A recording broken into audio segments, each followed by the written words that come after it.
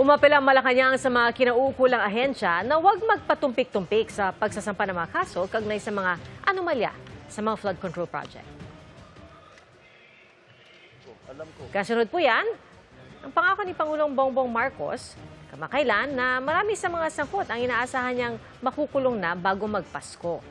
Ayon kay Undersecretary Claire Castro mula sa Malacanang ay nakamonitor si Pangulong Bongbong Marcos sa mga kilos protesta ngayon na nananawagan na mapanagot ang mga tiwali. Nakikinig-an niya ang Pangulo maging sa puna ng iba na mabagal ang usad ng investigasyon sa mga anomalya. Pero ang sabi ng Malacanang at ng Department of Justice, hindi pwedeng madaliin ang investigasyon. Dapat mabilis ang pag-aksyon.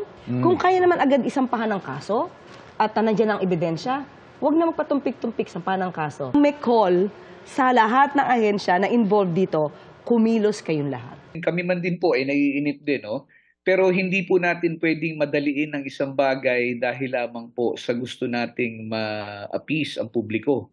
Kung ang habol po natin ay kasong matitibay, natatagal at tatayo sa husgado,